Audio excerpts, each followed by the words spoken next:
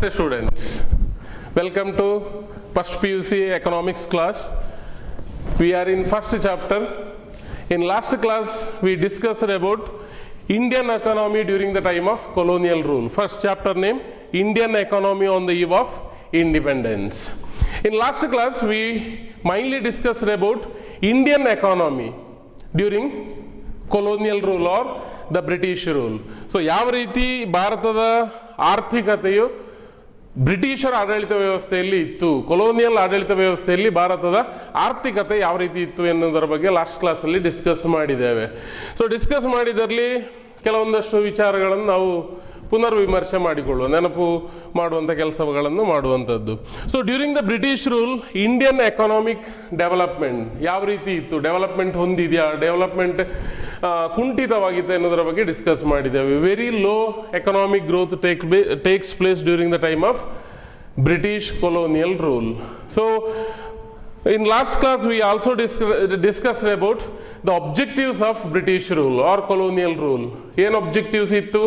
To convert India into an exporter of raw material and the importer of finished goods from Britain. So ಭಾರತದ economy ಭಾರತದ ಎಕಾನಮಿಯನ್ನು ಯಾವ ರೀತಿ convert ಮಾಡ್ಲಿಕ್ಕೆ ಹೊರಟಿದ್ದಾರೆ ಅಂತ ಕೇಳಿದರೆ, ಭಾರತದಿಂದ ಎಲ್ಲ ಕಚ್ಚಾ ವಸ್ತುಗಳು ರಾ ಮೆಟೀರಿಯಲ್ಸ್ಗಳನ್ನು ಇಂಗ್ಲೆಂಡಿಗೆ ಎಕ್ಸ್ಪೋರ್ಟ್ ಮಾಡುವಂಥದ್ದು ಚೀಪರ್ ಪ್ರೈಸ್ಗೆ. ಅದೇ ರೀತಿ ಇಂಗ್ಲೆಂಡಲ್ಲಿ ಆ ರಿಸೋರ್ಸಸ್ಗಳಿಂದ, ಆ ರಾ ಮೆಟೀರಿಯಲ್ಸ್ಗಳಿಂದ ಫಿನಿಶ್ಡ್ ಗೂಡ್ಸ್ಗಳನ್ನು ಇಂಗ್ಲೆಂಡಿನ ಅಥವಾ ಬ್ರಿಟನ್ನ ಇಂಡಸ್ಟ್ರೀಸ್ಗಳಲ್ಲಿ ಫಿನಿಶ್ಡ್ ಗೂಡ್ಸ್ಗಳನ್ನು ಪ್ರೊಡ್ಯೂಸ್ ಮಾಡಿ ಪುನಃ ಭಾರತಕ್ಕೆ ತಂದು ಭಾರತದ ಮಾರುಕಟ್ಟೆಯಲ್ಲಿ ಕಸ್ಟಮರ್ಗಳಿಗೆ, ಭಾರತದ ಜನರಿಗೆ ಸೇಲ್ ಮಾಡುವಂಥ ಉದ್ದೇಶ ಹೊಂದಿತ್ತು ಎನ್ನುವುದರ ಬಗ್ಗೆ ಡಿಸ್ಕಸ್ ಮಾಡಿದ್ದೇವೆ. So at the same time during British rule some of the notable economist, Dadabhai Naoroji ಇರ್ಬೋದು, VKRV ರಾವ್ ಇರ್ಬೋದು, ಸೊ ಫಿಂಡ್ಲೆ ಶಿರಾಸ್ ಇರ್ಬೋದು, ಈ ರೀತಿಯ ಎಕನಾಮಿಸ್ಟ್ಗಳು ಇಂಡಿಯನ್ ಎಕಾನಮಿಯ ಒಂದಷ್ಟು ಪರ್ ಕ್ಯಾಪಿಟಲ್ ಇನ್ಕಮ್ ಇರ್ಬೋದು, ನ್ಯಾಷನಲ್ ಇನ್ಕಮ್ ಇರ್ಬೋದು, ಪ್ರೊಡಕ್ಷನ್ ಇರ್ಬೋದು, ಎಕನಾಮಿಕ್ ಡಿಟರ್ಮಿನೇಷನ್ಗಳನ್ನು ಅಥವಾ ಎಕನಾಮಿಕ್ ಡೆವಲಪ್ಮೆಂಟನ್ನು ಡಿಸೈಡ್ ಮಾಡುವ ಅಂಥ ಒಂದಷ್ಟು ಅಂಶಗಳ ಬಗ್ಗೆ ಕೂಡ ಡಿಸ್ಕಸ್ ಮಾಡಿದರು. ಅದರಲ್ಲಿ ಕೂಡ VKRV Rao per capital income ಬಗ್ಗೆ ಒಂದಷ್ಟು ಮೆಷರ್ ಮಾಡಿದ್ದಾರೆ. ಭಾರತದ ಪರ್ ಕ್ಯಾಪಿಟಲ್ ಇನ್ಕಮ್ ಕೊಲೋನಿಯಲ್ ಟೈಮಲ್ಲಿ 0.5% ಅಷ್ಟು ಗ್ರೋತ್ ರೇಟ್ ಇತ್ತು ಎನ್ನುವುದನ್ನು ಕೂಡ ಹೇಳಿದ್ದಾರೆ ಎನ್ನುವಂಥದ್ದು. ಸೊ ಈ ರೀತಿಯ ಒಂದಷ್ಟು ವಿಚಾರಗಳನ್ನು ನಾವು ಡಿಸ್ಕಸ್ ಮಾಡಿದ್ದೇವೆ. ಸೊ ಅದರ ಜೊತೆಗೆ ಇಂಪಾರ್ಟೆಂಟ್ ಆಗಿ ಎಕಾನಮಿಯಲ್ಲಿ ಮೇಜರ್ ಆಗಿ 3 ಸೆಕ್ಟರ್ಸ್ಗಳು, ಅಗ್ರಿಕಲ್ಚರ್ ಸೆಕ್ಟರ್, ಇಂಡಸ್ಟ್ರಿಯಲ್ ಸೆಕ್ಟರ್ ಮತ್ತು ಸರ್ವಿಸ್ ಸೆಕ್ಟರ್ಗಳು. ಕೊಲೋನಿಯಲ್ ಟೈಮಲ್ಲಿ ಅಗ್ರಿಕಲ್ಚರ್ ಸೆಕ್ಟರ್ನ ಸ್ಥಿತಿಗತಿ ಬಗ್ಗೆ ನಾವು ಡಿಸ್ಕಸ್ ಮಾಡಿದ್ದೇವೆ ಲಾಸ್ಟ್ ಕ್ಲಾಸಲ್ಲಿ. ರಿಮೆಂಬರ್ ಒಂದಷ್ಟು ನೆನಪಿಸ್ಕೊಳ್ಬೋದಾ? Especially agricultural stagflation takes place ಅಂತ ಡಿಸ್ಕಸ್ ಮಾಡಿದ್ದೇವೆ. ಏನು ಅಗ್ರಿಕಲ್ಚರಲ್ ಸ್ಟ್ಯಾಗ್ಫ್ಲೇಷನ್ ಅಂದರೆ? Agriculture stagflation is a situation it is a situation of decline in agricultural production, ಅಥವಾ ಅಗ್ರಿಕಲ್ಚರಲ್ ಪ್ರೊಡಕ್ಟಿವಿಟಿಯಲ್ಲಿ ಡಿಕ್ಲೈನ್ ಆಗಿರುವಂಥದ್ದು. ಅಗ್ರಿಕಲ್ಚರ್ ಗ್ರೋತಲ್ಲಿ ಅಥವಾ ಪ್ರೊಡಕ್ಷನ್ನ ಗ್ರೋತಲ್ಲಿ ಅಥವಾ ಅಗ್ರಿಕಲ್ಚರ್ ಪ್ರೊಡಕ್ಷನ್ ಡಿಕ್ಲೈನ್ ಆಗಿರುವಂಥ ಸಿಚುವೇಶನ್ ಅನ್ನು ನಾವು ಅಗ್ರಿಕಲ್ಚರಲ್ ಸ್ಟ್ಯಾಗ್ಫ್ಲೇಷನ್ ಅಂತ ಕರೆದಿದ್ದೇವೆ. At the same time we are also discussed about what are the reasons for the agricultural stagflation. There are 4 important major reasons. First one ಹೇಳ್ಬೋದು ಅಂದರೆ, first important cause for the agricultural stagflation is land settlement policy of the British government. Land settlement ಪಾಲಿಸಿಗಳು, ಜಮೀನ್ದಾರಿ ಪಾಲಿಸಿಗಳು, exploitation ಮಾಡಿರುವಂಥದ್ದು. So ಈ ರೀತಿಯ ಜಮೀನ್ದಾರಿ ಪಾಲಿಸಿಗಳು, ಸಿಸ್ಟಮ್ಗಳು, ಲ್ಯಾಂಡ್ ಸೆಟ್ಲ್ಮೆಂಟ್ ಪಾಲಿಸಿ ಇರ್ಬೋದು, land revenue policy. Forcefully British government ಏನು ಮಾಡ್ತಾ ಇತ್ತು, ಒಂದಷ್ಟು ರೆವೆನ್ಯೂಗಳನ್ನು, ಟ್ಯಾಕ್ಸ್ಗಳನ್ನು ಕಲೆಕ್ಟ್ ಮಾಡ್ತಾ ಇದ್ದಿರುವಂಥದ್ದು. At the same time lack of irrigational facility ಇರ್ಬೋದು, ಅದೇ ರೀತಿ ಕಮರ್ಷಿಯಲೈಸೇಷನ್ ಆಫ್ ಅಗ್ರಿಕಲ್ಚರ್ ಇರ್ಬೋದು. ಸೊ ಈ ರೀತಿಯ 4 ಇಂಪಾರ್ಟೆಂಟ್ ರೀಸನ್ಗಳು ಅಗ್ರಿಕಲ್ಚರಲ್ ಸ್ಟ್ಯಾಗ್ಫ್ಲೇಷನ್ಗೆ ಕಾರಣ ಆಗಿದೆ ಎನ್ನುವಂಥದ್ದು. ಸೊ ಲ್ಯಾಂಡ್ ಸೆಟ್ಲ್ಮೆಂಟ್ ಗೊತ್ತಾಯಿತು, ಜಮೀನ್ದಾರಿ ಸಿಸ್ಟಮ್ಗಳು ಕಾರಣ ಆಗಿರುವಂಥದ್ದು, land revenue system, regardless collection of rent from the cultivators ಅಂತ ಹೇಳ್ಬೋದು. ಅದೇ ರೀತಿ ಕಮರ್ಷಿಯಲೈಸೇಷನ್ ಆಫ್ ಅಗ್ರಿಕಲ್ಚರ್, ಕಮರ್ಷಿಯಲ್ ಕ್ರಾಪ್ಸ್ಗಳಿಗೆ ಎನ್ಕರೇಜ್ ಮಾಡಿರುವಂಥದ್ದು. ಟೀ, ಕಾಫಿ, ರಬ್ಬರ್, ಕಾಟನ್ ಈ ರೀತಿಯ ಪ್ರೊಡಕ್ಷನ್ಗೆ ಜಾಸ್ತಿ ಬ್ರಿಟಿಷ್ ಗೌರ್ಮೆಂಟ್ ಏನು ಮಾಡಿದೆ, ಒಂದಷ್ಟು ಎನ್ಕರೇಜ್ ಮಾಡಿರುವಂಥದ್ದು. ಅದರ ಜೊತೆಗೆ ಲ್ಯಾಕ್ ಆಫ್ ಇರಿಗೇಷನಲ್ ಫೆಸಿಲಿಟಿ ಕಡಿಮೆ ಇದ್ದಿರುವಂಥದ್ದು, ವಾಟರ್ ಫೆಸಿಲಿಟಿ ಕಡಿಮೆ ಇದ್ದಿರುವಂಥದ್ದು ಎಗ್ರಿಕಲ್ಚರಿಗೆ, ಅದೇ ರೀತಿ ನ್ಯಾಚುರಲ್ ಕ್ಯಾಲಾಮಿಟಿಗಳಿರ್ಬೋದು, ಲ್ಯಾಕ್ ಆಫ್ ಯೂಸ್ ಆಫ್ ಫರ್ಟಿಲೈಸರ್ಸ್ಗಳು, ಪೆಸ್ಟಿಸೈಡ್ಗಳ ಯೂಸ್ ಕಡಿಮೆ ಮಾಡಿರುವಂಥದ್ದು ಎಗ್ರಿಕಲ್ಚರಲ್ ಸ್ಟಾಗ್ಫ್ಲೇಷನ್ಗೆ ರೀಸನ್ಗಳು ಆಗಿದೆ ಎನ್ನುವಂಥದ್ದು. ಸೊ ಇದೊಂದಷ್ಟು ಅಗ್ರಿಕಲ್ಚರ್ ಸೆಕ್ಟರ್ ಮತ್ತು ಅಗ್ರಿಕಲ್ಚರ್ ಸೆಕ್ಟರ್ನ ಸ್ಥಿತಿಗತಿ ಕೊಲೋನಿಯಲ್ ಟೈಮಲ್ಲಿ. So students, today we are going to discuss about the second major sector, that is industrial sector.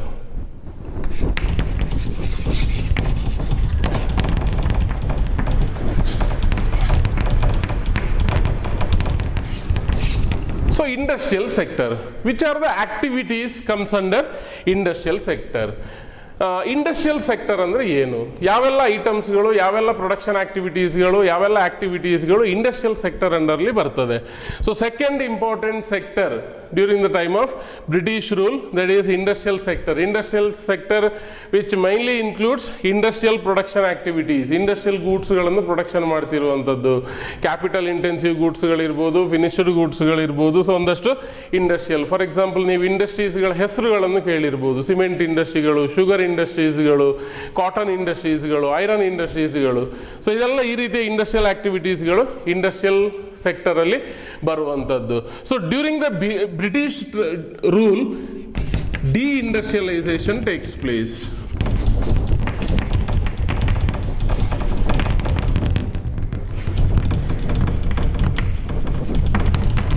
So D-industrialisation, so D-industrialisation ಅಂದರೆ ಏನು ಎನ್ನುವಂಥದ್ದು. ಸೊ ಬ್ರಿಟಿಷ್ ರೂಲಲ್ಲಿ ಡಿ-ಇಂಡಸ್ಟ್ರಿಯಲೈಸೇಷನ್ ಅಂದರೆ ಏನೆನ್ನುವಂಥದ್ದು. ಸೊ ಇಂಡಸ್ಟ್ರಿಯಲ್ ಸೆಕ್ಟರ್ ಅಂದರೆ ಏನು ಅಂತ ಗೊತ್ತಾಯಿತು. ಇಂಡಸ್ಟ್ರಿಯಲ್ ಪ್ರೊಡಕ್ಷನ್ ಅನ್ನು ಅಥವಾ ಇಂಡಸ್ಟ್ರಿಯಲ್ ಗೂಡ್ಸ್ಗಳನ್ನು ಪ್ರೊಡ್ಯೂಸ್ ಮಾಡುವಂಥ ಸೆಕ್ಟರ್ ಎನ್ನುವಂಥದ್ದು. ಫೇಮಸ್ ಆದಂಥ ಒಂದಷ್ಟು ಇಂಡಸ್ಟ್ರೀಸ್ಗಳು ಬ್ರಿಟಿಷ್ ಟೈಮಲ್ಲಿ ಇದ್ದಿರುವಂಥದ್ದು, ಫಾರ್ ಎಕ್ಸಾಂಪಲ್ ನೀವು ಗಮನಿಸ್ಬೋದು, ಐರನ್ ಆ್ಯಂಡ್ ಸ್ಟೀಲ್ ಇಂಡಸ್ಟ್ರಿ ಇರ್ಬೋದು, ನಿಮ್ಮ ಕಾಟನ್ ಇಂಡಸ್ಟ್ರೀಸ್ಗಳಿರ್ಬೋದು, ಅಥವಾ ಶುಗರ್ ಇಂಡಸ್ಟ್ರಿ ಇರ್ಬೋದು, ಪೇಪರ್ ಇಂಡಸ್ಟ್ರೀಸ್ಗಳೆಲ್ಲ ಇಂಡಸ್ಟ್ರಿಯಲ್ ಸೆಕ್ಟರ್ ಅಂಡರಲ್ಲಿ ವರ್ಕ್ ಮಾಡ್ತಾ ಇತ್ತು ಎನ್ನುವಂಥದ್ದು. ಎಸ್ಪೆಷಲಿ ಹ್ಯಾಂಡಿಕ್ರಾಫ್ಟ್ ಇಂಡಸ್ಟ್ರೀಸ್ಗಳು ಭಾರತದಲ್ಲಿ ಹೆಚ್ಚಾಗಿತ್ತು, ನಿಮ್ಮ ಟೆಕ್ಸ್ಟೈಲ್ ಇರ್ಬೋದು. ಸೊ ಈ ರೀತಿ ಹ್ಯಾಂಡಿಕ್ರಾಫ್ಟ್ ಇಂಡಸ್ಟ್ರೀಸ್ಗಳು ಜಾಸ್ತಿ ಇತ್ತು ಎನ್ನುವಂಥದ್ದು. ನೆಕ್ಸ್ಟ್ ಇಂಪಾರ್ಟೆಂಟ್ ಕಾನ್ಸೆಪ್ಟ್ ಡಿ-ಇಂಡಸ್ಟ್ರಿಯಲೈಸೇಷನ್ ಎನ್ನುವಂಥದ್ದು. ಸೊ ಡಿ-ಇಂಡಸ್ಟ್ರಿಯಲೈಸೇಷನ್ ಅಂದರೆ non development of industrial sector ಎನ್ನುವಂಥದ್ದು, ಅಥವಾ ಡಿಕ್ಲೈನ್ ಇನ್ ಇಂಡಸ್ಟ್ರಿಯಲ್ ಪ್ರೊಡಕ್ಷನ್ ಅಂತ ಹೇಳ್ಬೋದು, ಅಥವಾ ಏನು ಹೇಳುವಂಥದ್ದು, ಪ್ರೋಗ್ರೆಸ್ ಆಗದೇ ಇದ್ದಿರುವಂಥದ್ದು, ಇಂಡಸ್ಟ್ರೀಸ್ಗಳ ಪ್ರೋಗ್ರೆಸ್ಗಳು ಆಗದೇ ಇದ್ದಿರುವಂಥದ್ದಕ್ಕೆ ನಾವೇನು ಹೇಳುವಂಥದ್ದು, ಡಿ-ಇಂಡಸ್ಟ್ರಿಯಲೈಸೇಷನ್ ಅಂತ ಹೇಳುವಂಥದ್ದು. ಸೊ ಡಿ-ಇಂಡಸ್ಟ್ರಿಯಲೈಸೇಷನ್ ಆಗಲಿಕ್ಕೆ ರೀಸನ್ಸ್ಗಳು ಏನೆಲ್ಲ ಇರ್ಬೋದು. ಸೊ ಒಂದಷ್ಟು ರೀಸನ್ಸ್ಗಳನ್ನು ನೋಡಿದಾಗ, ಎಸ್ಪೆಷಲಿ ಡಿಕ್ಲೈನ್ ಇನ್ ಟ್ರೆಡಿಷನಲ್ ಒಂದಷ್ಟು ಹ್ಯಾಂಡಿಕ್ರಾಫ್ಟ್ ಇಂಡಸ್ಟ್ರೀಸ್, ಭಾರತದ ಎಷ್ಟೋ ಹ್ಯಾಂಡಿಕ್ರಾಫ್ಟ್, ಟ್ರೆಡಿಷನಲ್ ಹ್ಯಾಂಡಿಕ್ರಾಫ್ಟ್ ಇಂಡಸ್ಟ್ರೀಸ್ಗಳೇನಾಗಿದೆ, ಡಿಕ್ಲೈನ್ ಆಗಿದೆ ಎನ್ನುವಂಥದ್ದನ್ನು ಕೂಡ ಗಮನಿಸಬೇಕು. ಬ್ರಿಟಿಷರ ಟೈಮಲ್ಲಿ ಅಥವಾ ಕೊಲೋನಿಯಲ್ ರೂಲಲ್ಲಿ ಭಾರತದ ತುಂಬ ಹ್ಯಾಂಡಿಕ್ರಾಫ್ಟ್ ಇಂಡಸ್ಟ್ರೀಸ್ಗಳು, ಟ್ರೆಡಿಷನಲ್ ಆಗಿರುವಂಥ ಲೇಬರ್ ಇಂಟೆನ್ಸಿವ್ ಆಗಿರುವಂಥ ಹ್ಯಾಂಡಿಕ್ರಾಫ್ಟ್ ಇಂಡಸ್ಟ್ರೀಸ್ಗಳೇನಾಗಿದೆ, ಡಿಕ್ಲೈನ್ ಆಗಿದೆ ಎನ್ನುವಂಥದ್ದು. ಸೊ ಡಿ-ಇಂಡಸ್ಟ್ರಿಯಲೈಸೇಷನ್ ಅಂದ್ರೆ ಏನು, decline in the production of industrial goods ಅಂತ ಹೇಳ್ಬೋದು, ಅಥವಾ ನಾನ್ ಡೆವಲಪ್ಮೆಂಟ್ ಆಫ್ ಇಂಡಸ್ಟ್ರಿಯಲ್ ಸೆಕ್ಟರ್ಗೆ ನಾವು ಡಿ-ಇಂಡಸ್ಟ್ರಿಯಲೈಸೇಷನ್ ಅಂತ ಹೇಳುವಂಥದ್ದು. ಬ್ರಿಟಿಷರ ಟೈಮಲ್ಲಿ ಇಂಡಸ್ಟ್ರಿಯಲ್ ಸೆಕ್ಟರ್ ಏನಾಗಿದೆ, ನಾನ್ ಡೆವಲಪ್ಮೆಂಟ್ ಅನ್ನು ಹೊಂದಿದೆ ಎನ್ನುವಂಥದ್ದು. So deindustrialisation. Next will discuss about some of the causes for the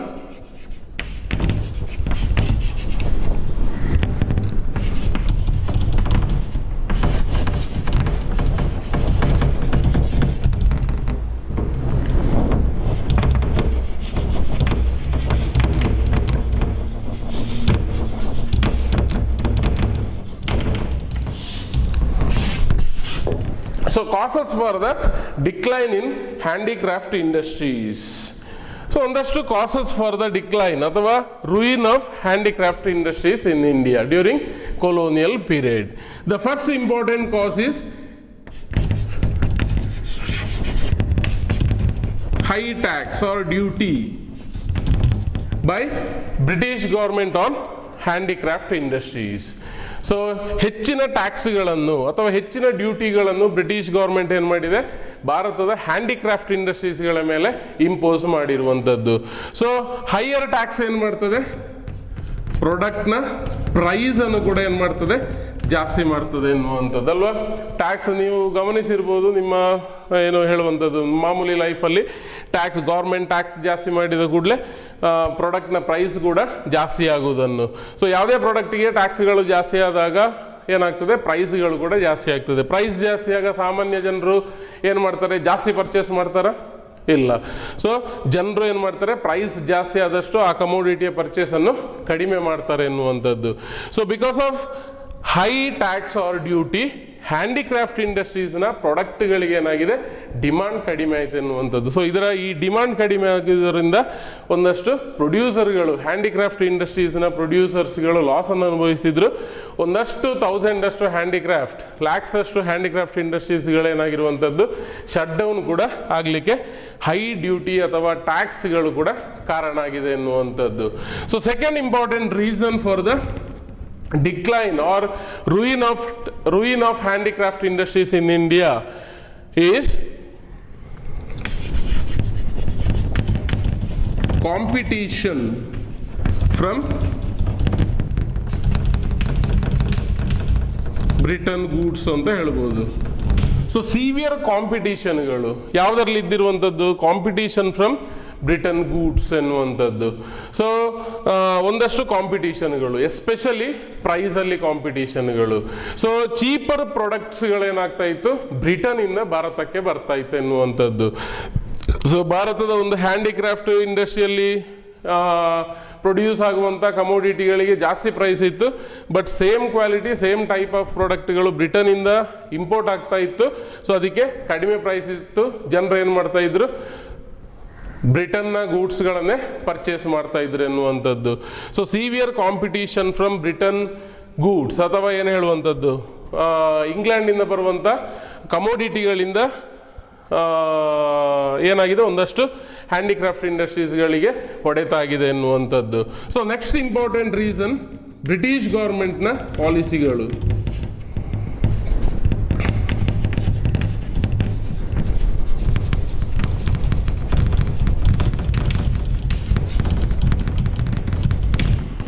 British government policies ಅಥವಾ objectives of British government or colonial rule in India.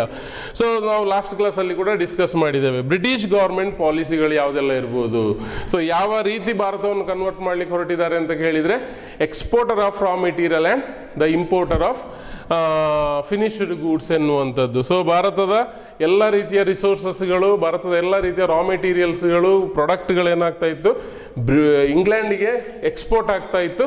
So ಅದೇ ರೀತಿ ಒಂದಷ್ಟು ಫಿನಿಶ್ಡ್ ಗೂಡ್ಸ್ಗಳು, ನಮ್ಮಲ್ಲಿಂದ ಹೋಗಿರುವಂಥ ರಾ ಮೆಟೀರಿಯಲ್ಸ್ಗಳು ಇಂಗ್ಲೆಂಡ್ನ ಇಂಡಸ್ಟ್ರೀಸ್ಗಳಲ್ಲಿ ಫಿನಿಶ್ಡ್ ಗೂಡ್ ಆಗಿ ಎಗೇನ್ ನಮ್ಮ ದೇಶದ ಮಾರುಕಟ್ಟೆಯಲ್ಲಿ ಏನು ಮಾಡ್ತಾ ಇದ್ರು, ಸೇಲ್ ಮಾಡ್ತಾ ಇದ್ರು. ಸೊ ಈ ರೀತಿಯ ಪಾಲಿಸಿಗಳಿಂದಾಗಿ, ಬ್ರಿಟಿಷ್ ಗೌರ್ಮೆಂಟ್ನ ರೂಲಿಂದಾಗಿ ಕೂಡ ಏನಾಗಿದೆ, ಒಂದಷ್ಟು ಹ್ಯಾಂಡಿಕ್ರಾಫ್ಟ್ ಇಂಡಸ್ಟ್ರೀಸ್ಗಳೇನಾಗಿರುವಂಥದ್ದು ರೂಯಿನ್ ಆಗಿದೆ, ಅಥವಾ ಶಟ್ ಡೌನ್ ಆಗಿದೆ, ಅಥವಾ ಕಂಪ್ಲೀಟ್ ಆಗಿ ಸ್ಟಾಪ್ ಆಗಿದೆ ಎನ್ನುವಂಥದ್ದು. ಸೊ ಇಂಡಸ್ಟ್ರಿಯಲ್ ಸೆಕ್ಟರಲ್ಲಿ ಡಿಇಂಡಸ್ಟ್ರಿಯಲೈಸೇಷನ್ ಅಂದರೆ ಏನು, ಅದೇ ರೀತಿ causes for the ruin of handicraft industries. Deindustrialization ಅಂದರೆ non development of industrial sector ಅಂತ ಹೇಳ್ಬೋದು. ಸೊ ಭಾರತದ ಇಂಡಸ್ಟ್ರಿಯಲ್ ಸೆಕ್ಟರ್ ಯಾವುದೇ ರೀತಿಯ ಪ್ರೋಗ್ರೆಸ್ ಅನ್ನು, ಯಾವುದೇ ರೀತಿಯ ಡೆವಲಪ್ಮೆಂಟ್ ಅನ್ನು ಬ್ರಿಟಿಷ್ ಟೈಮಲ್ಲಿ ಕಾಣಲಿಲ್ಲ ಅಂತ ಹೇಳ್ಬೋದು. ಎಸ್ಪೆಷಲಿ ಭಾರತದ ಹ್ಯಾಂಡಿಕ್ರಾಫ್ಟ್ ಇಂಡಸ್ಟ್ರೀಸ್ಗಳು ಶಟ್ ಡೌನ್ ಆಗಿರುವಂಥದ್ದು, ಅಥವಾ ರೂಯಿನ್ ಆಗಿರುವಂಥದ್ದು, ಕೊಲ್ಯಾಪ್ಸ್ ಆಗಿರುವಂಥದ್ದು ನಾವು ಗಮನಿಸ್ಬೋದು. ರೀಸನ್ ಏನೆಲ್ಲ, high rate of taxes or high rate of duties on handicraft industries. Handicraft ಇಂಡಸ್ಟ್ರೀಸ್ಗಳ ಮೇಲೆ ಹೆಚ್ಚಿನ ಟ್ಯಾಕ್ಸ್ಗಳನ್ನು, ಡ್ಯೂಟೀಸ್ಗಳನ್ನು ಹಾಕಿದಾಗ ಏನಾಗ್ತದೆ, ಅಲ್ಲಿ ಪ್ರೊಡ್ಯೂಸ್ ಆಗುವಂಥ ಪ್ರಾಡಕ್ಟ್ನ ಪ್ರೈಸ್ ಜಾಸ್ತಿ ಆಗ್ತದೆ, ಆಟೋಮೆಟಿಕಲಿ ಡಿಮಾಂಡ್ ಏನಾಗ್ತದೆ, ರೆಡ್ಯೂಸ್ ಆಗ್ತದೆ. ಹ್ಯಾಂಡಿಕ್ರಾಫ್ಟ್ ಇಂಡಸ್ಟ್ರೀಸ್ನ ಪ್ರೊಡ್ಯೂಸರಿಗೆ, ಓನರಿಗೆ ಲಾಸ್ಗಳು ಆಗುವಂಥದ್ದು. Competition, severe competition in price from Britain goods ಅಥವಾ ಬ್ರಿಟನ್ ಅಂತ ಹೇಳ್ಬೋದು. ಸೊ ಚೀಪರ್ ಇಂಪೋರ್ಟ್ಸ್ಗಳೇನಾಗ್ತಾ ಇತ್ತು, ಇಲ್ಲಿ ಭಾರತದ ಡೊಮ್ಯಾಸ್ಟಿಕ್ ಇಂಡಸ್ಟ್ರೀಸ್ಗಳಿಗೆ ಒಂದಷ್ಟು ನೆಗೆಟಿವ್ ಎಫೆಕ್ಟ್ ಅನ್ನು ಮಾಡ್ತಾ ಇತ್ತು. ಬ್ರಿಟಿಷ್ ಗೌರ್ಮೆಂಟ್ನ ಪಾಲಿಸಿಗಳು ಅಥವಾ ಅಬ್ಜೆಕ್ಟಿವ್ಸ್ ಆಫ್ ಕೊಲೋನಿಯಲ್ ರೂಲ್ ಅಂತ ಹೇಳ್ಬೋದು. ಏನು ಅಬ್ಜೆಕ್ಟಿವ್ ಇಟ್ಕೊಂಡಿತ್ತು British? To convert India into an exporter of raw material and importer of finished good ಎನ್ನುವಂಥದ್ದು. ಸೊ ಈ ರೀತಿಯ ಪಾಲಿಸಿಗಳೇನಾಗ್ತಾ ಆಗಿದೆ ಅಂತ ಕೇಳಿದರೆ, ಇಂಡಸ್ಟ್ರಿಯಲ್ ಡೆವಲಪ್ಮೆಂಟಿನ ಏನು ಡಿಇಂಡಸ್ಟ್ರಿಯಲೈಸೇಷನ್ ಆಗಲಿಕ್ಕೆ ಕಾರಣ ಆಗಿದೆ ಎನ್ನುವಂಥದ್ದು. ಒಂದಷ್ಟು ಅದರ್ ರೀಸನ್ಗಳು ಕೂಡ ಏನಾಗಿದೆ, ಡಿಇಂಡಸ್ಟ್ರಿಯಲೈಸೇಷನ್ ಆಗಲಿಕ್ಕೆ ಕಾರಣ ಆಗಿದೆ ಅಂತ ಹೇಳ್ಬೋದು. ಒಂದಷ್ಟು ಬ್ರಿಟಿಷ್ ಗೌರ್ಮೆಂಟ್ನ ಪಾಲಿಸಿಗಳು, ಅದೇ ರೀತಿ ಮಾಡರ್ನ್ ಇಂಡಸ್ಟ್ರೀಸ್ಗಳು ಭಾರತದಲ್ಲಿ ಎಸ್ಟಾಬ್ಲಿಷ್ ಆಗಿದೆ, ಬಟ್ ಪ್ರೋಗ್ರೆಸ್ ಅನ್ನು ಕಾಣದೇ ಇರುವಂಥದ್ದು. ಸೊ ಡೊಮ್ಯಾಸ್ಟಿಕ್ ಇಂಡಸ್ಟ್ರೀಸ್ಗಳು ಪ್ರೋಗ್ರೆಸ್ ಆಗದೇ ಇರುವಂಥದ್ದು ಕೂಡ ಒಂದು ಇಂಪಾರ್ಟೆಂಟ್ ರೀಸನ್ ಅಂತ ಹೇಳ್ಬೋದು. ಯಾವುದಕ್ಕೆ? ಡಿಇಂಡಸ್ಟ್ರಿಯಲೈಸೇಷನ್ ಆಗಲಿಕ್ಕೆ ರೀಸನ್ಗಳು. ಸೊ ಅದರ ಜೊತೆಗೆ ಒಂದಷ್ಟು ಏನು ಹೇಳುವಂಥದ್ದು, ಹೊಸ ಹೊಸ ಇಂಡಸ್ಟ್ರೀಸ್ಗಳು, ಒಂದಷ್ಟು ಮಾಡರ್ನ್ ಇಂಡಸ್ಟ್ರೀಸ್ಗಳು ಎಸ್ಟಾಬ್ಲಿಷ್ಮೆಂಟ್ ಆಗಿದೆ, ಬಟ್ ಸರ್ವೈವ್ ಆಗಲಿಕ್ಕೆ ಆಗಿಲ್ಲ. ಸೊ ಈ ರೀತಿಯ ಒಂದಷ್ಟು ರೀಸನ್ ಇಂದಾಗಿ ಇಂಡಸ್ಟ್ರಿಯಲ್ ಡೆವಲಪ್ಮೆಂಟ್ಗಳು ಕುಂಠಿತ ಆಗಿದ್ದನ್ನು ಗಮನಿಸಬಹುದು. So under industrial sector we discussed about deindustrialization. What are the reasons for the deindustrialization in India during colonial rule? At the same time, what are the reasons for the collapse or ruin of handicraft industries in India? So at the same time, under industrial sector, some of the major industries were introduced or started during the time of British rule. In 1907, TISCO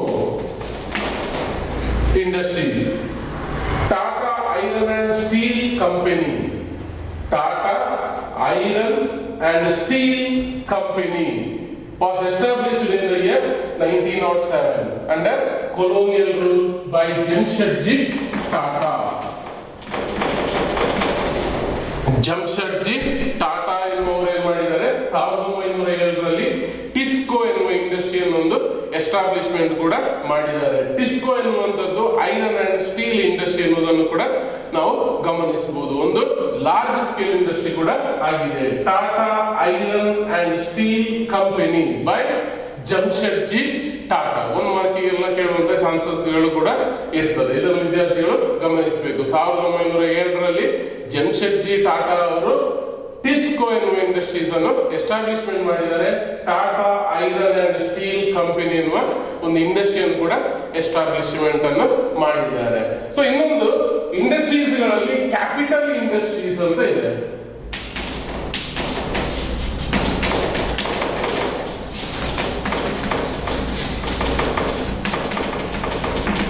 ಏನಿರ್ಬಹುದು capital industries ಅಂದ್ರೆ? So capital ಇಂಡಸ್ಟ್ರೀಸ್ಗಳು which produces machinery or tools used for other industries goods. ಅಥವಾ ಏನು ಹೇಳುವಂಥದ್ದು, ಒಂದಷ್ಟು capital ಇಂಡಸ್ಟ್ರೀಸ್ಗಳು ಏನು ಮಾಡ್ತಾರೆ, capital goods ಗಳನ್ನು produce ಮಾಡ್ತದೆ. ಫಾರ್ ಎಕ್ಸಾಂಪಲ್ ಮೆಷಿನ್ ಇರ್ಬೋದು ಅಥವಾ ಟೂಲ್ಸ್ ಇರ್ಬೋದು. ಸೊ ಆ ಟೂಲ್ಸ್ಗಳು ಫಿನಿಶ್ಡ್ ಗೂಡ್ ಅಲ್ಲ, ಇನ್ನೊಂದು ಇಂಡಸ್ಟ್ರಿ ಆ ಗೂಡ್ಸ್ ಅನ್ನು ಯೂಸ್ ಮಾಡಿಕೊಂಡು ಫಿನಿಶ್ಡ್ ಗೂಡ್ ಆಗಿ ಮಾಡಿ ಅದನ್ನು ಸೇಲ್ ಮಾಡ್ತದೆ. ಸೊ ಅದನ್ನು ನಾವು ಕ್ಯಾಪಿಟಲ್ ಇಂಡಸ್ಟ್ರೀಸ್ ಅಂತ ಕರೆಯುವಂಥದ್ದು. So which can produce machines and tools used for producing other finished goods ಅಂತ ಹೇಳ್ಬೋದು. ಸೊ ಫಿನಿಶ್ಡ್ ಗೂಡ್ ಅಂದ್ರೆ ಅದನ್ನು ರೆಡಿ ಟು ಯೂಸ್. ಇದು ಕ್ಯಾಪಿಟಲ್ ಗೂಡ್ಸ್ಗಳು ಅಥವಾ ಕ್ಯಾಪಿಟಲ್ ಇಂಡಸ್ಟ್ರೀಸ್ಗಳು ಕ್ಯಾಪಿಟಲ್ ಗೂಡ್ಸ್ ಅನ್ನು ಪ್ರೊಡ್ಯೂಸ್ ಮಾಡ್ತದೆ. ಅದು ಫಿನಿಶ್ಡ್ ಗೂಡ್ ಅಥವಾ ರೆಡಿ ಟು ಕನ್ಸ್ಯೂಮ್ ಅಂತ ಕೇಳಿದ್ರೆ ಅಲ್ಲ. ಇನ್ನೊಂದು ಪ್ರೊಸೆಸ್ ಇದೆ, ಇನ್ನೊಂದು ಹಂತದ ಪ್ರೊಸೆಸ್ ಇದೆ. ಅದಾದ್ಮೇಲೆ ಅದು ಏನಾಗ್ತದೆ, ಫಿನಿಶ್ಡ್ ಗೂಡ್ ಆಗ್ತದೆ ಅನ್ನುವಂಥದ್ದು. ಫಾರ್ ಎಕ್ಸಾಂಪಲ್ ನಿಮ್ಮ ಮೊಬೈಲ್ ಇದೆ, ಮೊಬೈಲ್ ಅಲ್ಲಿ ಬೇರೆ ಬೇರೆ ಪಾರ್ಟ್ಗಳು ಇರ್ತದೆ. ಡಿಸ್ಪ್ಲೇ ಇರ್ಬೋದು, ಮೊಬೈಲ್ ನ ಬ್ಯಾಟ್ರಿ ಇರ್ಬೋದು, ಮೊಬೈಲ್ ನ ಮದರ್ ಬೋರ್ಡ್ ಇರ್ಬೋದು, ಅಥವಾ ಇನ್ನೊಂದು ಇರ್ಬೋದು. ಸೊ ಈ 4 ಬೇರೆ ಬೇರೆ ಅಥವಾ 3-4 ಪ್ರಾಡಕ್ಟ್ಗಳು ಬೇರೆ ಬೇರೆ ಇಂಡಸ್ಟ್ರೀಸ್ ಅಲ್ಲಿ ಪ್ರೊಡ್ಯೂಸ್ ಆಗಬಹುದು. ಅದನ್ನು ನಾವು ಕ್ಯಾಪಿಟಲ್ ಗೂಡ್ಸ್ ಅಂತ ಹೇಳ್ತೇವೆ. ಈ ಸಪೋಸ್ ಒಂದು ಇಂಡಸ್ಟ್ರಿ 4 ಗೂಡ್ಸ್ ಗಳನ್ನು ಪರ್ಚೇಸ್ ಮಾಡಿ, ಬೇರೆ ಇಂಡಸ್ಟ್ರಿಯಿಂದ ಪರ್ಚೇಸ್ ಮಾಡಿ ಅದನ್ನು ಫಿನಿಶ್ಡ್ ಗೂಡ್ ಮಾಡಿ ಮೊಬೈಲ್ ಅನ್ನು ಮಾರುಕಟ್ಟೆಗೆ ತಂದ್ರೆ ಅದು ಫಿನಿಶ್ಡ್ ಗೂಡ್. ಒಂದು ಇಂಡಸ್ಟ್ರಿ ಏನ್ ಮಾಡಬಹುದು, ಬ್ಯಾಟರಿಯನ್ನು ಮಾತ್ರ ಪ್ರೊಡ್ಯೂಸ್ ಮಾಡಬಹುದು. ಒಂದು ಇಂಡಸ್ಟ್ರಿ ಮದರ್ ಬೋರ್ಡ್ ಅನ್ನು ಮಾತ್ರ ಪ್ರೊಡ್ಯೂಸ್ ಮಾಡಬಹುದು. ಇನ್ನೊಂದು ಇಂಡಸ್ಟ್ರಿ ಅದರ ಡಿಸ್ಪ್ಲೇ ಅನ್ನು ಪ್ರೊಡ್ಯೂಸ್ ಮಾಡಬಹುದು. ಇನ್ನೊಂದು ಇಂಡಸ್ಟ್ರಿ ಇನ್ಯಾವುದೋ ಒಂದು ಐಟಮ್ ಅನ್ನು ಪ್ರೊಡ್ಯೂಸ್ ಮಾಡಬಹುದು. ಈ 4 ಇಂಡಸ್ಟ್ರಿಯಿಂದ ಕೂಡ ಏನ್ ಮಾಡ್ತದೆ, ಅದೆಲ್ಲ ಬೇರೆ ಬೇರೆ ಇಂಡಸ್ಟ್ರೀಸ್ಗಳು ಕ್ಯಾಪಿಟಲ್ ಇಂಡಸ್ಟ್ರಿಗೆ ಎಕ್ಸಾಂಪಲ್ಗಳು. ಸೊ ಈ 4 ಗೂಡ್ ಅನ್ನು ಪರ್ಚೇಸ್ ಮಾಡಿ ಇನ್ನೊಂದು ಇಂಡಸ್ಟ್ರಿ ಮೊಬೈಲ್ ಫೋನ್ ಅನ್ನು ಪ್ರೊಡ್ಯೂಸ್ ಮಾಡಿ ಮಾರ್ಕೆಟಿಗೆ ಸೇಲ್ ಮಾಡಿದ್ರೆ ಅದು ಮೊಬೈಲ್ ಎನ್ನುವಂಥದ್ದು ಫಿನಿಶ್ಡ್ ಕೂಡ ಆಗಿರ್ತದೆ. ಸೊ ಕ್ಯಾಪಿಟಲ್ ಇಂಡಸ್ಟ್ರಿ ಅಂದ್ರೆ ಆ ರೀತಿಯ ಗೂಡ್ಸ್ ಗಳನ್ನು, ಐಟಮ್ಸ್ ಗಳನ್ನು, ಮೆಷಿನರಿಗಳನ್ನು, ಟೂಲ್ಸ್ ಗಳನ್ನು ಪ್ರೊಡ್ಯೂಸ್ ಮಾಡುವಂತ ಇಂಡಸ್ಟ್ರೀಸ್ಗಳು. So capital industries which produces machinery or tools used for the ಏನ್ ಹೇಳುವಂತದ್ದು ಅದರ್ ಗೂಡ್ಸ್ ಅಂತ ಹೇಳ್ಬೋದು. ಸೊ ಈ ರೀತಿ ಕ್ಯಾಪಿಟಲ್ ಇಂಡಸ್ಟ್ರೀಸ್ಗಳು. ಸೊ ಇದೊಂದಷ್ಟು ಇಂಡಸ್ಟ್ರಿಯಲ್ ಸೆಕ್ಟರ್ ಬಗ್ಗೆ. So, Indian economy on the eve of independence. During colonial rule, we discussed about Indian agriculture sector, Indian industrial sector. Agriculture sector ಕೂಡ ದೊಡ್ಡ ಮಟ್ಟಿನ ಪ್ರೋಗ್ರೆಸ್ ಅನ್ನು ಸಾಧಿಸಲಿಲ್ಲ, ಅದರ ಬದಲು ಡೌನ್ ಸ್ವಿಂಗ್ ಅನ್ನು ಅನುಭವಿಸಿರುವಂಥದ್ದು. ಇಂಡಸ್ಟ್ರಿಯಲ್ ಸೆಕ್ಟರ್ ಕೂಡ ಡಿಇಂಡಸ್ಟ್ರಿಯಲೈಸೇಷನ್ಗೆ ಒಳಗಾಗಿರುವಂಥದ್ದು ಅಥವಾ ನಾನ್ ಡೆವಲಪ್ಮೆಂಟ್ಗೆ ಒಳಗಾಗಿರುವಂಥದ್ದು ನಾವು ಡಿಸ್ಕಸ್ ಮಾಡಿದ್ದೇವೆ. Third important area under British rule, demographic condition of India ಅಥವಾ ಡೆಮೋಗ್ರಫಿಕ್ ಕಂಡೀಷನ್ಗಳು, ಆಕ್ಟಿವಿಟೀಸ್ಗಳು ಯಾವ ರೀತಿ ಇತ್ತು ಎನ್ನುವಂಥದ್ದು. ಸೊ ಡೆಮೋಗ್ರಫಿಕ್ ಕಂಡೀಷನ್ ಅಲ್ಲಿ ನಾವು ಡಿಸ್ಕಸ್ ಮಾಡುವಂಥದ್ದು ವೇರಿಯಸ್ ಡಿಟೇಲ್ಸ್ ರಿಗಾರ್ಡಿಂಗ್ ಪಾಪ್ಯುಲೇಷನ್ ಅಂತ ಹೇಳ್ಬೋದು. ಪಾಪ್ಯುಲೇಷನ್ ಯಾವ ರೀತಿ ಇತ್ತು, ಬರ್ತ್ ರೇಟ್ ಯಾವ ರೀತಿ ಇದೆ, ಡೆತ್ ರೇಟ್ ಯಾವ ರೀತಿ ಇದೆ, ಲಿಟ್ರಸಿ ರೇಟ್ ಯಾವ ರೀತಿ ಇದೆ. ಸೊ ಅದು ಇದರ ಬಗ್ಗೆ ಒಂದಷ್ಟು ಏನು ಮಾಡುವಂಥದ್ದು ಇಲ್ಲಿ ಡಿಸ್ಕಸ್ ಮಾಡಲಿಕ್ಕೆ ಇರ್ತದೆ. ಸೊ ಬ್ರಿಟಿಷ್ ರೂಲಲ್ಲಿ, ಕೊಲೋನಿಯಲ್ ರೂಲಲ್ಲಿ ಭಾರತದ ಡೆಮೋಗ್ರಫಿಕ್ ಕಂಡೀಷನ್ ಅಥವಾ ಪಾಪ್ಯುಲೇಷನ್ ಡಿಟೇಲ್ ಅಂತ ಹೇಳುವಂಥದ್ದು. So first one, high birth rate and death rate.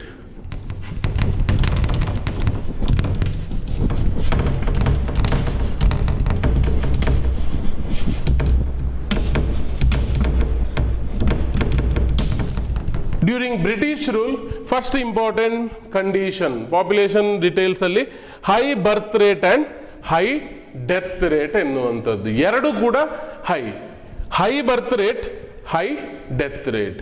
ಹುಟ್ಟುವವರ ಸಂಖ್ಯೆ ಕೂಡ ಜಾಸ್ತಿ ಇತ್ತು, ಸಾಯುವವರ ಸಂಖ್ಯೆ ಕೂಡ ಜಾಸ್ತಿ ಇತ್ತು.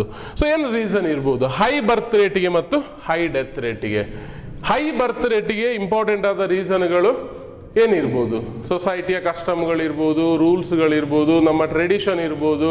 ಸೊ ಈ ರೀತಿ ಕಲ್ಚರ್, ಸಂಸ್ಕೃತಿಗಳು ಏನು ಮಾಡ್ತದೆ ಹೈ ಬರ್ತ್ ರೇಟಿಗೆ ರೀಸನ್ಗಳಾಗಿದೆ. Childrens are the gift of god, ಈ ರೀತಿಯ ಥಾಟ್ಗಳು, ಫೀಲಿಂಗ್ಗಳು ಏನು ಮಾಡಿದೆ ಹೈ ಬರ್ತ್ ರೇಟಿಗೆ ಕಾರಣ ಆಗಿದೆ. At the same time high death rate, high death ರೇಟ್ಗೆ ರೀಸನ್ಗಳೇನಿರ್ಬೋದು? ಒಂದಷ್ಟು ಡಿಸೀಸಸ್ಗಳು ಅಥವಾ ಒಂದು ಲ್ಯಾಕ್ ಆಫ್ ಮೆಡಿಕಲ್ ಫೆಸಿಲಿಟಿ ಇರ್ಬೋದು, ಅಥವಾ ಹಾಸ್ಪಿಟಲ್ಗಳ ಡೆವಲಪ್ಮೆಂಟ್ಗಳು ಆಗದೇ ಇರುವಂಥದ್ದೆಲ್ಲ ಏನಾಗಿದೆ ಡೆತ್ ರೇಟಿಗೆ ರೀಸನ್ಗಳು ಆಗಿದೆ ಎನ್ನುವಂಥದ್ದು. ಸರಿಯಾದ ಎಜುಕೇಷನ್ ಇಲ್ಲ. ಸೊ ಇದರಿಂದಾಗಿ ಏನಾಗಿದೆ ಡೆತ್ ರೇಟ್ಗಳು ಜಾಸ್ತಿ ಆಗಲಿಕ್ಕೆ ಕಾರಣ ಆಗಿದೆ ಎನ್ನುವಂಥದ್ದು. ಈ ಸ್ಟೇಜಲ್ಲಿ ಪಾಪ್ಯುಲೇಷನ್ ಸ್ಫೋಟ ಅಥವಾ ಜನಸಂಖ್ಯಾ ಸ್ಫೋಟ ಅಂತ ಹೇಳ್ತೇವೆ ನಾವು, ಆಗ್ಲಿಕ್ಕೆ ಸಾಧ್ಯವಾ? ನೋ. ಯಾಕೆ? High birth rate, high death rate. ಹುಟ್ಟುವವರ ಸಂಖ್ಯೆ ಕೂಡ ಜಾಸ್ತಿ, ಸಾಯುವವರ ಸಂಖ್ಯೆ ಕೂಡ ಜಾಸ್ತಿ. ಓವರ್ ಪಾಪ್ಯುಲೇಷನ್ ಆಗಲಿಕ್ಕೆ ಸಾಧ್ಯ ಇಲ್ಲ. Suppose high birth rate, low death rate ಇದ್ರೆ, ಹುಟ್ಟುವವರ ಸಂಖ್ಯೆ ಜಾಸ್ತಿ ಇದ್ದು ಸಾಯುವವರ ಸಂಖ್ಯೆ ಕಡಿಮೆ ಇದ್ದ ಕೂಡಲೇ ಪಾಪ್ಯುಲೇಷನ್ ಏನಾಗ್ತದೆ ಓವರ್ ಆಗ್ತದೆ, ಅಥವಾ ಓವರ್ ಪಾಪ್ಯುಲೇಷನ್ ಜನಸಂಖ್ಯಾ ಸ್ಫೋಟ ಅಂತ ಹೇಳಲಿಕ್ಕೆ ಕಾರಣ ಆಗ್ತದೆ ಎನ್ನುವಂಥದ್ದು. So high birth rate and high death rate. Second important condition literacy rate.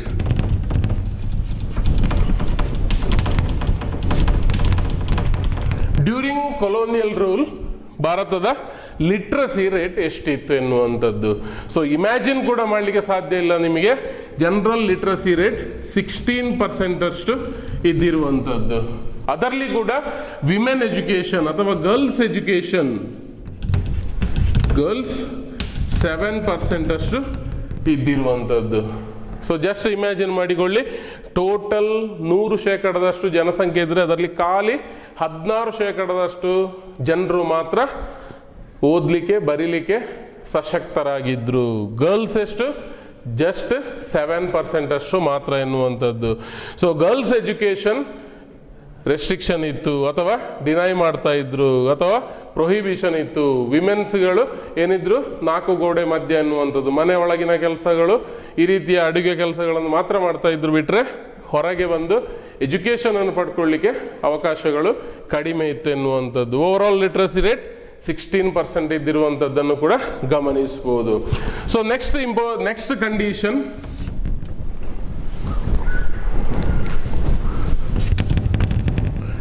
So literacy ರೇಟಿನ ನಂತರ ಒಂದಷ್ಟು ಇನ್ಫ್ಯಾಂಟ್ ಮೋರ್ಟಾಲಿಟಿ ರೇಟ್.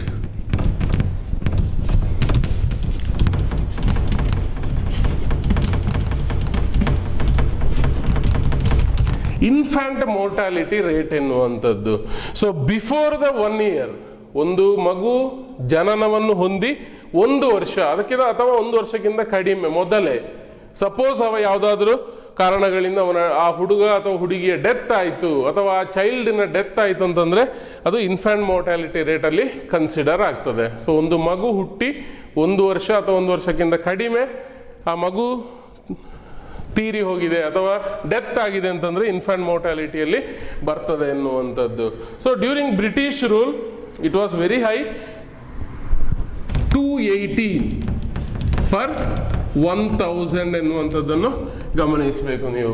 1000 ಮಗು ಹುಟ್ಟಿದರೆ ಅದರಲ್ಲಿ 218ರಷ್ಟು ಮಗು ಏನು ಆಗ್ತದೆ, ಇನ್ಫ್ಯಾಂಟ್ ಮೋರ್ಟಾಲಿಟಿಗೆ ಒಳಗಾಗ್ತಾ ಇತ್ತು. ಬೇರೆ ಬೇರೆ ಕಾರಣಗಳಿಂದ, ಹೆಲ್ದಿ ಫುಡ್ ಸಿಗದೇ ಇರ್ಬೋದು, ಯಾವುದಾದ್ರೂ ಡಿಸೀಸಸ್ಗಳಿಂದ ಇರ್ಬೋದು, ಅಥವಾ ಬೇರೆ ಬೇರೆ ಕಾರಣಗಳಿಂದ ಅಮ್ಮನ ಆರೋಗ್ಯದಲ್ಲಿ ಆದ ಏರುಪೇರಿಂದಾಗಿರ್ಬೋದು, ಏನಾಗ್ತಾ ಇತ್ತು, ಡೆತ್ ಆಗ್ತಾ ಇತ್ತು. ಬಿಫೋರ್ 1 year ಆ ಚೈಲ್ಡ್ ಡೆತ್ ಆಗ್ತಾ ಇತ್ತು ಎನ್ನುವಂಥದ್ದು. ಸೊ ಇದು ಇನ್ಫ್ಯಾಂಟ್ ಮೋರ್ಟಾಲಿಟಿ ರೇಟ್. ಈಗಂತೂ ತುಂಬ ಕಡಿಮೆ ಇದೆ. ಯಾಕೆಂತ ಕೇಳಿದರೆ ಮೆಡಿಸಿನ್ ಅಥವಾ ಮೆಡಿಕಲ್ ಫೀಲ್ಡ್ಗಳಲ್ಲಿ, ಹಾಸ್ಪಿಟಲ್ಗಳಲ್ಲಿ ಆದಂಥ ಡೆವಲಪ್ಮೆಂಟ್ಗಳು ಅಥವಾ ಒಂದಷ್ಟು ಫುಡ್ ಏನು ಹೇಳುವಂಥದ್ದು ಕ್ಯಾಲೋರಿ ಹೊಂದಿರೋಂಥ ಫುಡ್ಗಳನ್ನು ಕೂಡ ಗೌರ್ಮೆಂಟ್ ಕೂಡ ಒದಗಿಸ್ತಾ ಇದೆ ಈಗಿನ ಸಮಯದಲ್ಲಿ. ಸೊ ಇದರಿಂದಾಗಿ ಇನ್ಫ್ಯಾಂಟ್ ಮೋರ್ಟಾಲಿಟಿ ರೇಟ್ ಕಡಿಮೆ ಇದೆ ಎನ್ನುವುದನ್ನು ಕೂಡ ಗಮನಿಸಬೇಕು. ಸೊ ಇನ್ಫ್ಯಾಂಟ್ ಮೋರ್ಟಾಲಿಟಿ ರೇಟ್ ಬ್ರಿಟಿಷರ ಟೈಮಲ್ಲಿ 218 per 1000 ಎನ್ನುವಂಥದ್ದು. ಇದು 1921 ಏನು ಮಾಡಿದ್ದಾರೆ, ಇದರ ಬಗ್ಗೆ ಒಂದಷ್ಟು ಮಾಹಿತಿಗಳನ್ನು ಕೂಡ ನೀಡಿದ್ದಾರೆ ಎನ್ನುವಂಥದ್ದು. 4th important concept, life expectancy.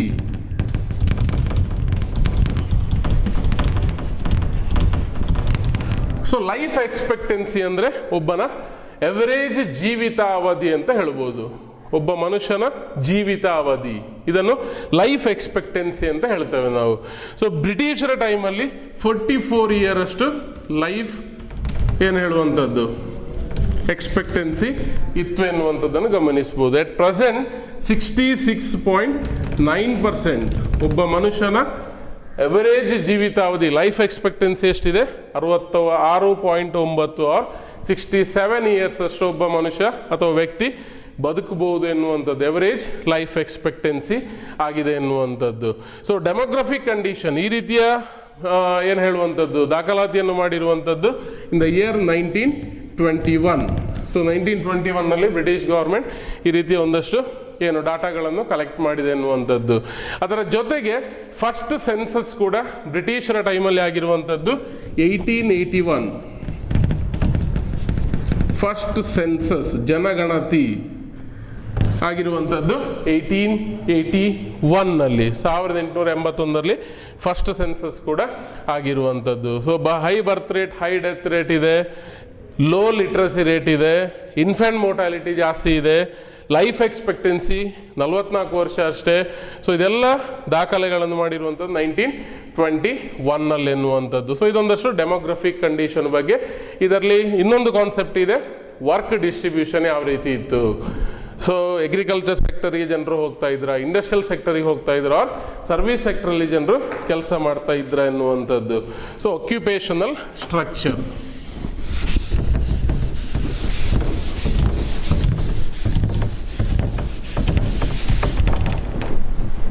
occupational structure.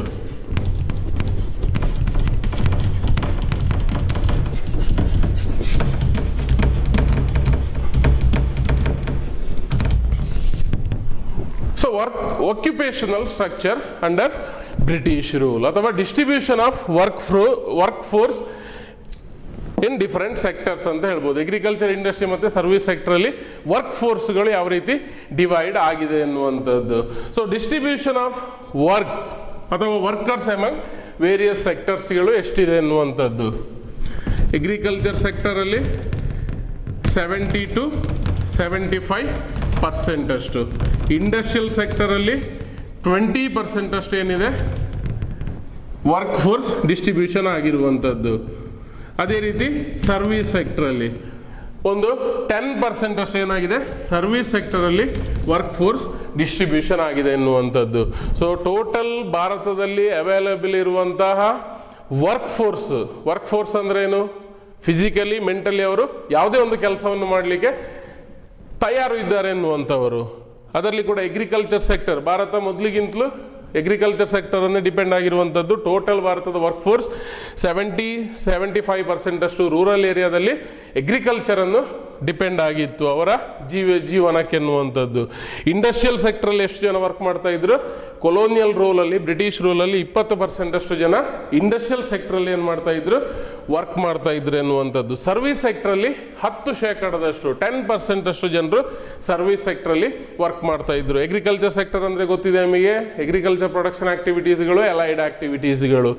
Industrial ಸೆಕ್ಟರಲ್ಲಿ ಬೇರೆ ಬೇರೆ ರೀತಿಯ ಇಂಡಸ್ಟ್ರೀಸ್ಗಳು, ಸಿಮೆಂಟ್ ಇಂಡಸ್ಟ್ರಿ ಅಥವಾ ಐರನ್ ಇಂಡಸ್ಟ್ರಿ ಅಥವಾ ಶುಗರ್ ಇಂಡಸ್ಟ್ರಿ, ಹ್ಯಾಂಡಿಕ್ರಾಫ್ಟ್ ಇಂಡಸ್ಟ್ರೀಸ್ಗಳು ಗೊತ್ತಿದೆ. ಸರ್ವಿಸ್ ಸೆಕ್ಟರ್ ಟ್ರಾನ್ಸ್ಪೋರ್ಟೇಷನ್, ರೋಡುಗಳು ಅಥವಾ ವೆಹಿಕಲ್ಸ್ಗಳ ಒಂದಷ್ಟು ಇರ್ಬೋದು, ಅಥವಾ ಇನ್ಫಾರ್ಮೇಷನ್ ಅಥವಾ ದೂರವಾಣಿ, ಈ ರೀತಿಯ ಒಂದಷ್ಟು ಆಕ್ಟಿವಿಟೀಸ್ಗಳಲ್ಲಿ.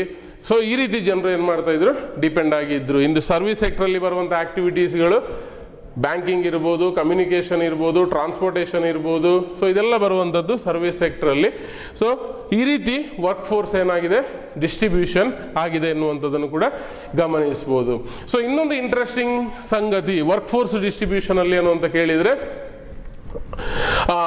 ಅಗ್ರಿಕಲ್ಚರ್ ಸೆಕ್ಟರಿಂದ ಕೆಲವು ಏರಿಯಾಗಳಲ್ಲಿ, ಎಸ್ಪೆಷಲಿ ಮಡ್ರಾಸ್ ಪ್ರೆಸಿಡೆನ್ಸಿ ಏರಿಯಾದಲ್ಲಿ ಇರ್ಬೋದು, ಬಾಂಬೆಯಲ್ಲಿ ಇರ್ಬೋದು, ಬೆಂಗಾಲ್ ರೀಜನ್ ಅಲ್ಲಿ ಇರ್ಬೋದು, ಅಗ್ರಿಕಲ್ಚರಿಂದ ಬೇರೆ ಸೆಕ್ಟರ್ಸ್ಗಳಿಗೆ ಟ್ರಾನ್ಸ್ಫರ್ ಆದ್ರು. ಒಂದಷ್ಟು ಪರ್ಸೆಂಟೇಜ್ ಅಷ್ಟು ಜನರು ಅಗ್ರಿಕಲ್ಚರ್ ಸೆಕ್ಟರ್ ಬಿಟ್ಟು ಇಂಡಸ್ಟ್ರಿ ಮತ್ತು ಸರ್ವಿಸ್ ಸೆಕ್ಟರ್ಗೆ ಒಂದಷ್ಟು ಏನು ಹೇಳುವಂಥದ್ದು ಟ್ರಾನ್ಸ್ಫರ್ ಕೂಡ ಆಗಿದ್ದಾರೆ. ಯಾವ ಏರಿಯಾಗಳಲ್ಲಿ? ಮೆಡ್ರಾಸ್ ಪ್ರೆಸಿಡೆನ್ಸಿ ಏರಿಯಾ, ಬಾಂಬೆ ಇರ್ಬೋದು, ಎಟ್ ದ ಸೇಮ್ ಟೈಮ್ ಬೆಂಗಾಲ್ ಇರ್ಬೋದು. ಸೊ ಇನ್ನೊಂದು ಇಂಪಾರ್ಟೆಂಟ್ ಏನು ಅಂತ ಕೇಳಿದರೆ, ಪಂಜಾಬ್, ಹರಿಯಾಣ, ಮಧ್ಯಪ್ರದೇಶ್, ಸೊ ಈ ಏರಿಯಾದಲ್ಲಿ ಅಗ್ರಿಕಲ್ಚರಿಗೆ ವರ್ಕ್ ಫೋರ್ಸ್ ಏನಾಗಿದೆ? ಜಾಸ್ತಿ ಇನ್ನೂ ಕೂಡ ಡಿಸ್ಟ್ರಿಬ್ಯೂಷನ್ ಆಗಿದೆ ಎನ್ನುವಂಥದ್ದು. 80-85% ಅಷ್ಟು ಜನರು ಅಗ್ರಿಕಲ್ಚರ್ ಸೆಕ್ಟರನ್ನೇ ಡಿಪೆಂಡ್ ಆಗಿದ್ರು ವರ್ಕ್ ಅಥವಾ ಅವರ ಏನು ಹೇಳುವಂಥದ್ದು ಜೀವನಕ್ಕೆ ಎನ್ನುವಂಥದ್ದು. ಸೊ ಈ ಏರಿಯಾದಲ್ಲಿ ಅಗ್ರಿಕಲ್ಚರ್ನ ವರ್ಕ್ ಫೋರ್ಸ್ಗಳು ಜಾಸ್ತಿ ಇತ್ತು ಎನ್ನುವಂಥದ್ದು, ಪಂಜಾಬ್, ಹರಿಯಾಣ, ಮಧ್ಯಪ್ರದೇಶದಲ್ಲಿ. ಸೊ ಈ ರೀತಿಯ ಒಂದಷ್ಟು ಚೇಂಜಸ್ಗಳು, ಅಥವಾ ಅಗ್ರಿಕಲ್ಚರ್ ಸೆಕ್ಟರ್ನ ಇಂಡಸ್ಟ್ರಿಯಲ್ ಸೆಕ್ಟರಿಗೆ ಹೋಗುವವರು, ಅಗ್ರಿಕಲ್ಚರಿಂದ ಸರ್ವಿಸ್ ಸೆಕ್ಟರಿಗೆ ಹೋಗುವವರು. ಸೊ ಇದು ಕೂಡ ಒಂದಷ್ಟು ಚೇಂಜಸ್ಗಳು, ಡೆವಲಪ್ಮೆಂಟ್ಗಳು ಆಗ್ತಾ ಇತ್ತು ಎನ್ನುವಂಥದ್ದು.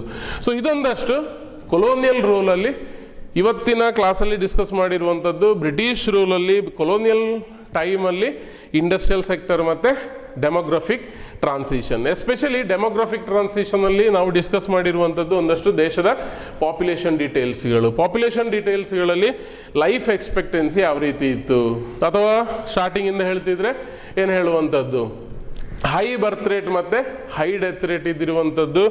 ಲೋ ಲಿಟ್ರಸಿ ರೇಟ್, ಎಷ್ಟು literacy rate? Just 16%, 16%. Women's literacy ಎಷ್ಟಿದ್ದದ್ದು? 7% ಅಷ್ಟು. ಅದೇ ರೀತಿ third one, infant mortality rate 218 per 1000 ಎನ್ನುವಂಥದ್ದು. 1000 ಜನನ ಆದರೆ ಅದರಲ್ಲಿ 218ರಷ್ಟು ಮಗು ಏನಾಗ್ತಾ ಇತ್ತು? ಡೆತ್ ಆಗ್ತಾ ಇತ್ತು before the age of 1 year ಎನ್ನುವಂಥದ್ದು. ಇನ್ನೊಂದು ಲೈಫ್ ಎಕ್ಸ್ಪೆಕ್ಟೆನ್ಸಿ 44 ವರ್ಷ, ಪ್ರಸ್ತುತ 67 ವರ್ಷದಷ್ಟು ಎವರೇಜ್ ಲೈಫ್ ಎಕ್ಸ್ಪೆಕ್ಟೆನ್ಸಿ ಇದೆ.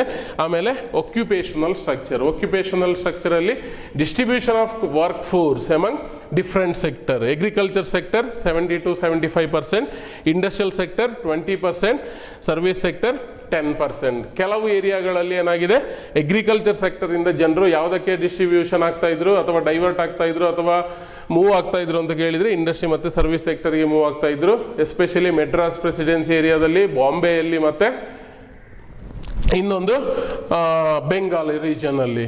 ಸೊ ಸೆಕೆಂಡ್ ಒನ್ ಏನು ಅಂತ ಕೇಳಿದರೆ, ಹರಿಯಾಣ, ಮಧ್ಯಪ್ರದೇಶ್, ರಾಜಸ್ಥಾನಗಳಲ್ಲಿ ಅಗ್ರಿಕಲ್ಚರ್ನಲ್ಲಿ ವರ್ಕ್ ಫೋರ್ಸ್ ಜಾಸ್ತಿ ಜನ ಇರ್ತಾ ಇದ್ರು ಎನ್ನುವಂಥದ್ದು. ಸೊ ಈ ರೀತಿಯ ಒಂದಷ್ಟು ಮೈಗ್ರೇಷನ್ಗಳು, ಚೇಂಜಸ್ಗಳು, ಡೆವಲಪ್ಮೆಂಟ್ಗಳು ಕೂಡ ಆಗಿದೆ ಎನ್ನುವಂಥದ್ದು ನಾವು ಗಮನಿಸಬೇಕು. So Indian economy during the time of British rule.